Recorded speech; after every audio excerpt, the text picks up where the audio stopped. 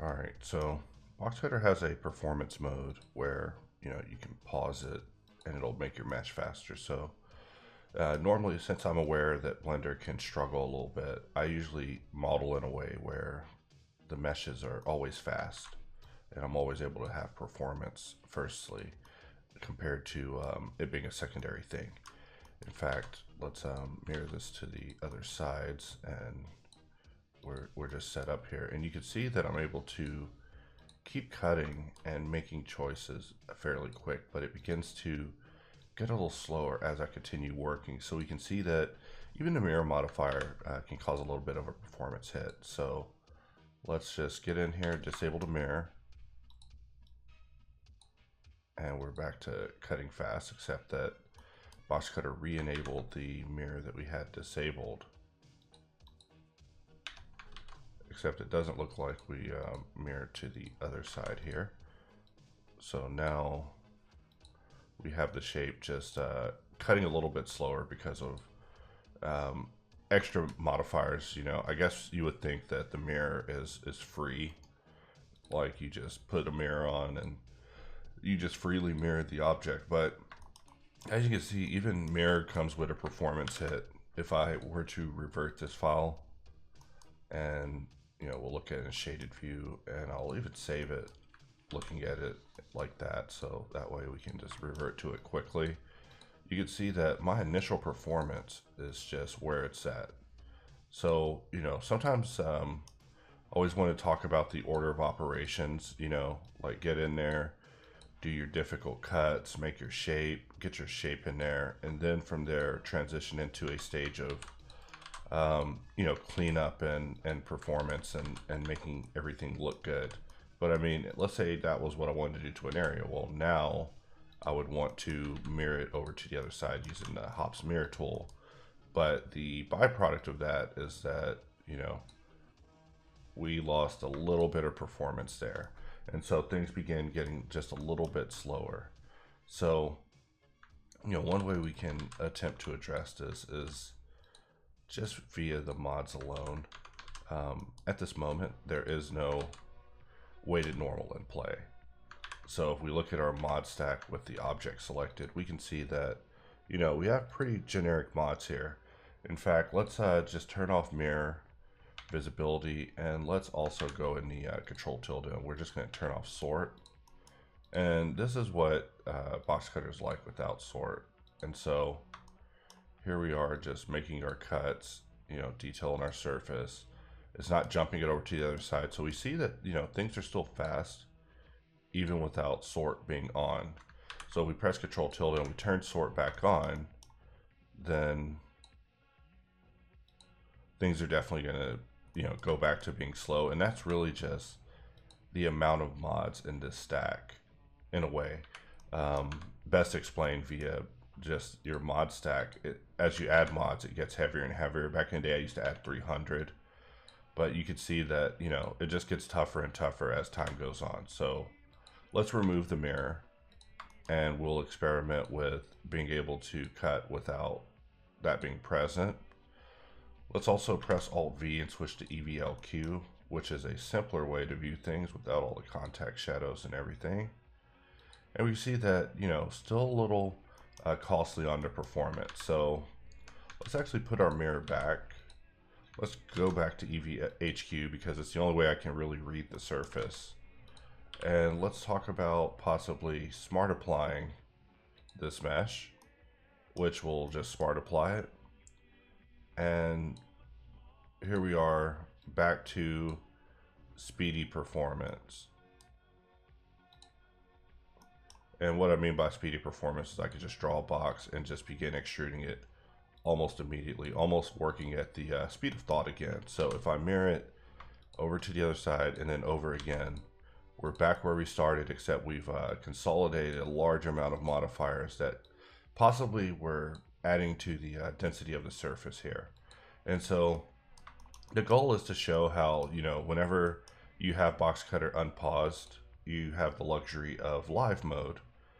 And in a way, you can almost see like shaded penetrative view happening, but because it's live, the cut's also happening. So, in this last version, we wanted to make cutting in pause mode feel a little more intuitive. So we made it where you can see how much mesh you're cutting into via an alternative shading view inside of Solid, where it'll show how much mesh is being taken away.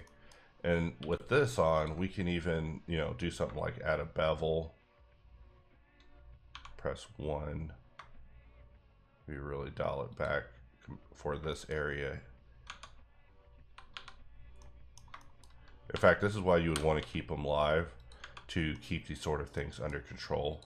And then the next level would be you would want to put a weighted normal on it to keep your bevels looking good for the most part, so it has this kind of blocky look to it, you know. So if we were to do a cut here inside of performance mode, you can see that I'm able to click and the wait time is obfuscated towards the end of the operation.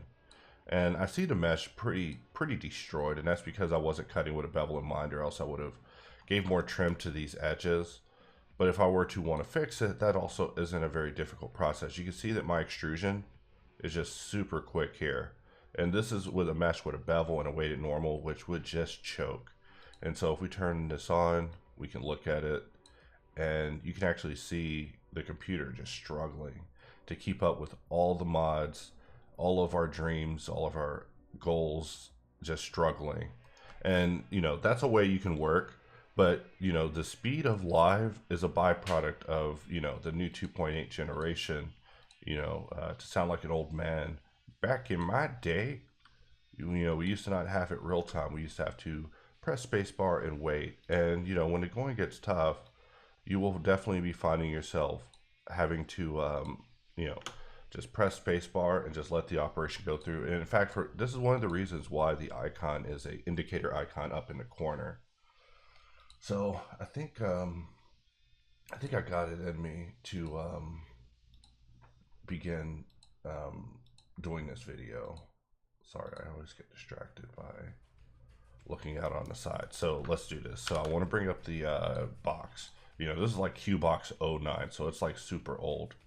And basically I want to show how, you know, these projects, they start out so fast and nice and nimble. And even something as complex as the mirror, you know, just a two-way mirror, will start making things so heavy. So even in this example that I found, I'm able to get it to begin lagging pretty quick. And this is something that we debate on a lot internally. Like, we all have solutions for how we want to fix this speed issue. And we definitely want to give them a try, but it's definitely going to take some time to plan and execute. So, you know, here it is already beginning to get a little slow. So we turn on pause mode, and pause mode just works. You can see how much we're cutting in. We press space bar, it gets applied. So this example will work perfect. So let me bring out my cube mittens, my box beaters, you know, these hands. And so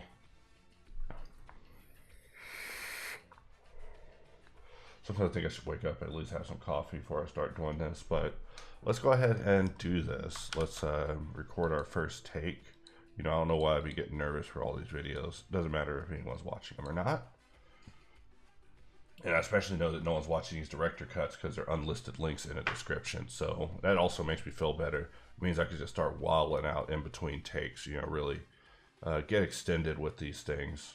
So, in fact, I loaded up the wrong setup. We want to load the self-cut example.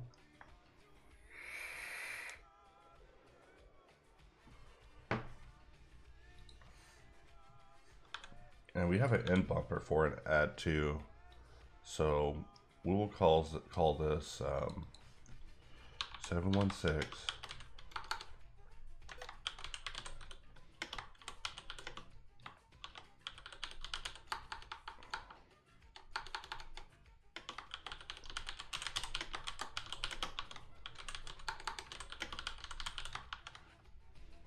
All right, should be a very quick video is what I'm thinking. I also want to keep these videos like so quick. In fact, my goal is to do a certain type of content after this and then start having those videos translated to other languages. But first steps first is just getting it taken care of with the people who share mother tongue with me. I mean, not anything against if you don't. Just I only speak English, so kind of limited there, buddy. However, I'm always looking for someone who's, you know, capable of speaking Spanish, good Spanish, you know, some of that Telemundo Spanish, but also has an understanding of 3D. Like, I'm always curious in if basic languages, or not basic languages, if other languages have like basic terms to talk about like 3D and extrusion and polygons and n-gons and points and, you know, stuff like that. Also, I know jokes will never translate well, so I gotta keep it gentle on that. So let's see. Let's get in here. Like Zach from Final Fantasy VII, always follow your dreams.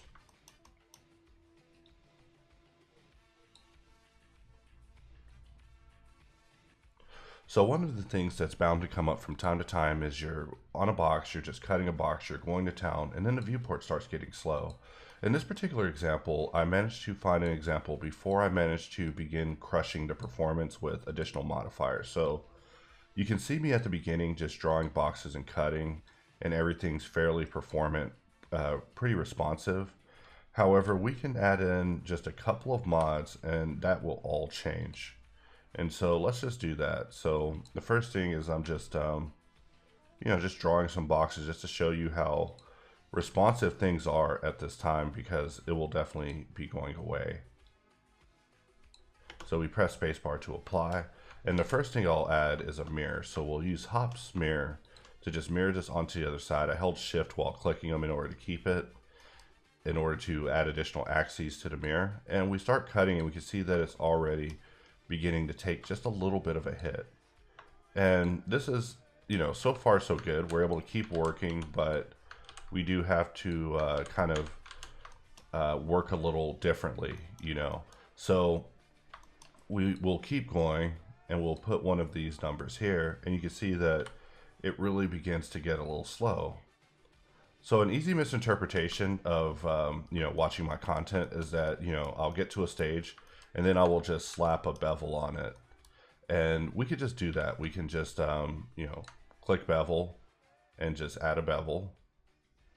And then to, you know, fix the shading, we can alt click sharpen in order to use a weighted normal, which you can see in the tooltip, unless you have emulate 3-button keys, in which case you will need to go under the modifier area of weighted normal to add that.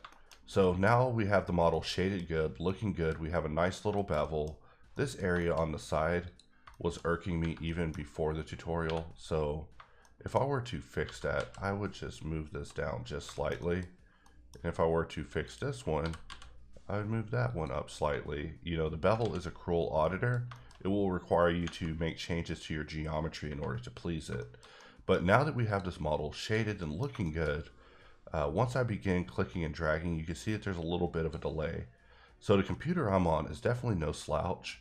And, you know, you can see in the bottom left corner that even using an i9, this thing can begin grinding to a halt. And this is unacceptable. I mean, we definitely want to begin making some adjustments in the future to make this more understandable and, you know, performant for users. However, at this time, that's where pause mode comes in. And some improvements have actually been made to live and pause mode, where basically once you unpause, if we were to just draw our shape, we get all of our performance back. However, new to this version is, you know, this zoom in with the shadows converging. Let's clean that up real quick for the purposes of this. Jesus, Blender crashed. I was doing too much. You know, I always press undo in the middle of an operation and it will just do that. It'll be trying to undo and I'll undo that undo. It just gets nuts. But, you know, crashes are part of the job. In fact, at this time, you know, crashes are definitely par for the course, which is why power save is such a thing. You know, I recommend to everyone that they use power save.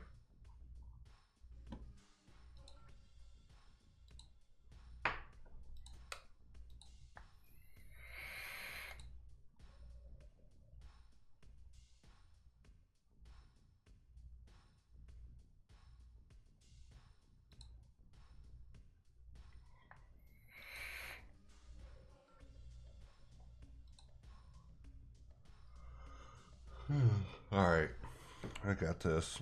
I need to be in and out like a crack house is the thing. So we'll load up our cue box.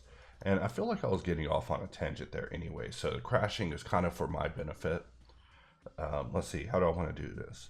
So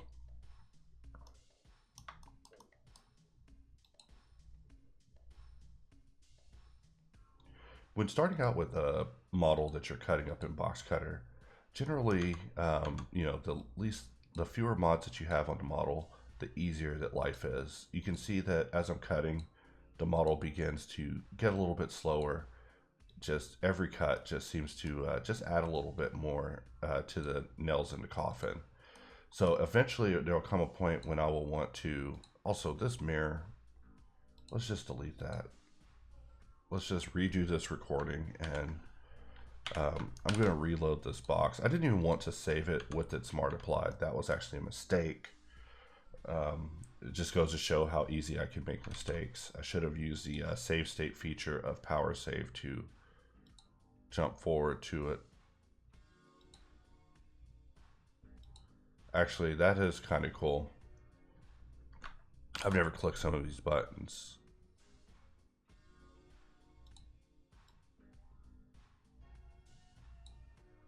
Here we go, QBox 09. So to set up this example, we got to make sure that we're able to zoom in. So that means we have to turn off shadows. We can still see the mesh. It's the cavity shading that's the clincher. Like if you don't have the cavity on, you're kind of blind, but once you have it on, you can really tell your way around. So let's see, if we want to get this video in and out, most informative, we have to keep it focused on the point. So I definitely want to emphasize that there's no cutters at this time. So let's just delete the cutters system.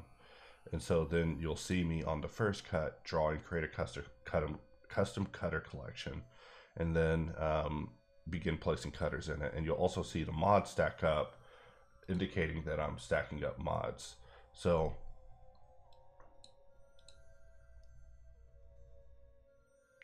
sometimes Box Cutter can feel a little bit like a honeymoon, where you first get in and you begin cutting and everything's so performant, so fast, and so nice and nimble. However, as you begin adding more cuts, it begins getting heavier on the system. And this is something that we've been aware of since the 2.8 inception, some of the changes that have come with Blender.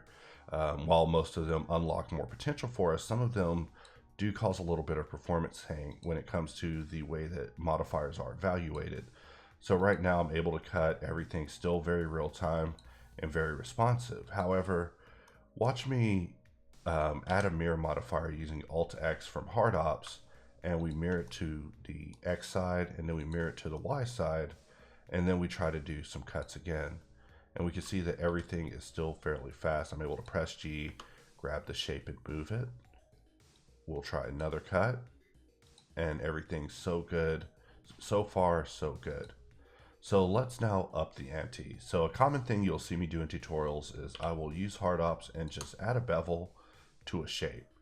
You know, we'll dial that bevel back, and then I will hit it with a weighted normal. And this will get me much better shading.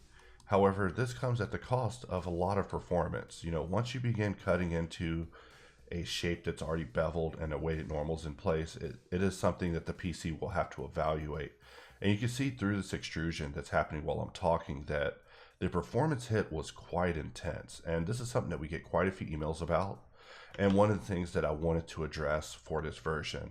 And one of the things that was determined is that live mode is indeed a luxury on the evaluation speed of your computer and how well things perform whenever your computer is set up with optimal conditions. However, with Blender being an open source software that's a work in progress, I mean 2.8 is still being heavily configured. Live mode is your backup, and this will actually make Box Cutter perform kind of the way it did back in the 2.7 days, where you would draw a shape, you would set your shape up, and then when you click to apply, everything would go through. And this way is not, you know, the most luxurious way, but the shadow penetrative shading should actually make it a little easier for you. Right now I'm in H wireframe mode, so you can't really see. So if you press H again, you can now see me in solid mode, and the amount that I'm cutting into the shape is actually showing visually. And this is something that we wanted to add for this particular version to begin at least making optimizations to help users. If the mesh were live, you really wouldn't be able to enjoy the benefit of this solid shaded view very much, but it is a nice visual way to let you know exactly how much you're cutting, so that way you can make informed decisions when it comes to managing your mesh in these performance heavy times. In fact, we can look at this from the front, and I will just draw an end gun, and usually that first maneuver can be a little bit of a hit, which is something I still argue about even at this time internally. Like, hey, isn't there a little bit of a speed hit we can do something about? I will just draw an end gun, and we will just extrude it. And while it's a little hard to read due to the lack of live interaction, we are able to get a fairly good estimate just kind of looking at the side here on how deep we are cutting in. And to, you know, make it a little more interesting, we'll press T, just add a little bit of thickness. Maybe even go inside the Control D and just adjust how much thickness we're actually giving this. So I can actually select this parameter and choose divide by 2. And even though we're in the middle of this modifier, we still have speed, and performance to us, even though we've had to sacrifice the behavior of live. So by clicking to apply, it will take its moment, and you can see that the the pressure of the performance hangs have been offset to the apply process. So we will just scroll back, get our right shape, and just move it forward. And we can see exactly how much performance hit is being taken just by us moving this shape. We're not able to be as fast as we were before, but we are able to continue working. And for me, that is what performance mode is all about. In fact, as I look at this, it makes me want to select these two elements, put a point between them using subdivide, and then press J to lightning bolt, and that should actually help fix this area. In fact, if we mod scroll backwards, for me, mod scrolling backwards is just going under mod scroll and just rolling the wheel back once and clicking, which will always get you your last cutter. And we just move it slightly and we're back on track. And then of course we mirror it to the other side like we did previously, like so. But as you can see, we're able to continue working without having to completely disrupt our workflow. So even when the going gets tough, live mode is there for you in order to pause and unpause as life demands. All right, I think that was a good take. There's a few verbal typos happening there that I wasn't the most pleased with. So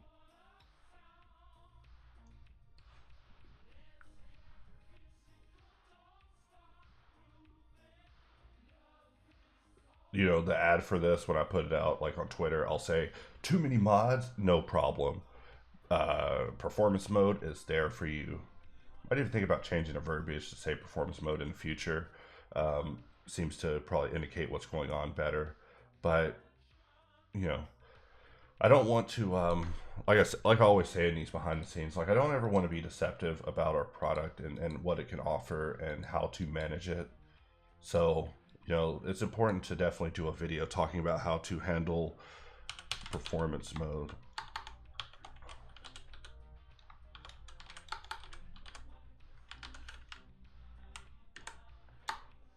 We'll call it just live mode. And so that can go through. And so let me bring up the hops list, the great list of hops. And there's so many things that I have to talk about.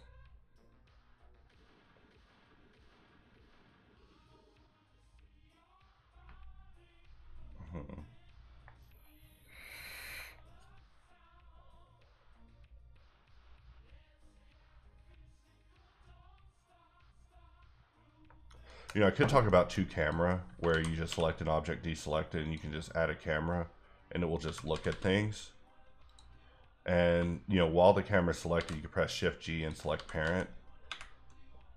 Or you should be able to Shift G and select parent. And this object that we have, we'll call that QBox 901 because I took it a little bit further. If we click the rewind button on power save, because that's a thing now. I guess not. Wait, it's not a thing. It's a variable. So let's open our production folder here, and we'll open a previous file. I always try to use Blender hotkeys in other programs. I should really stop with that.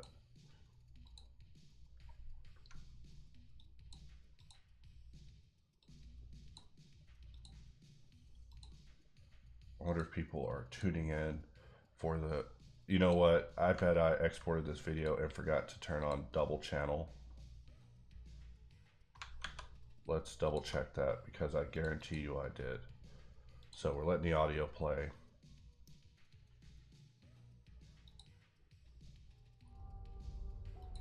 And this is something that we get quite a few.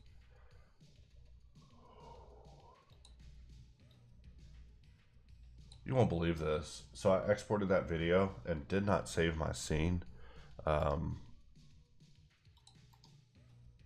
Let's see. The easiest way to find this file that I need is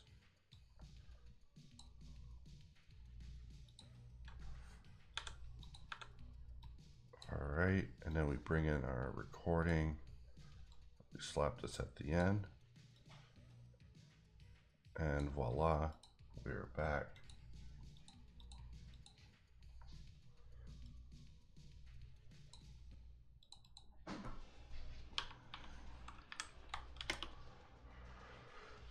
Let's see, we'll call this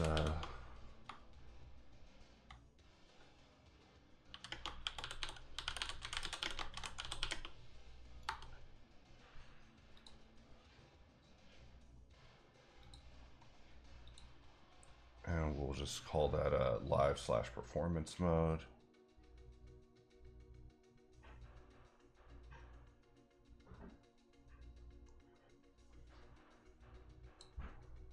Actually, let's call this dealing with slowdown.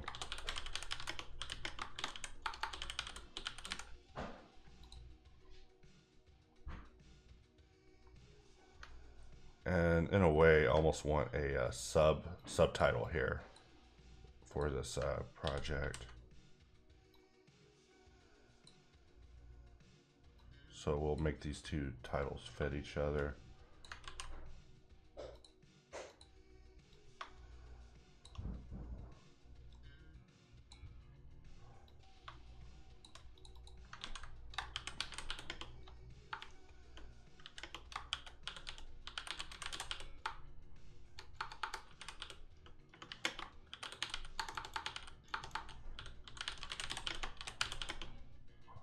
/performance mode with shading toggle.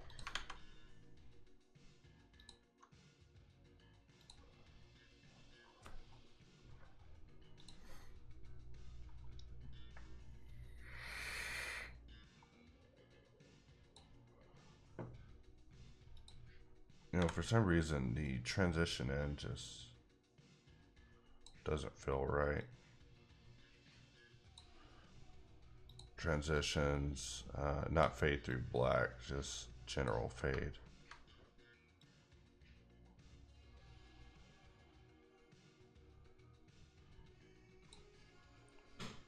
So, you know, messing up kind of made me have to get in here and do a better job. In fact, I will drag this over into the shot so it's just like live performance with shading toggle, and we select everything and it's already set to mono, and we're just going to save this as, and we'll call this and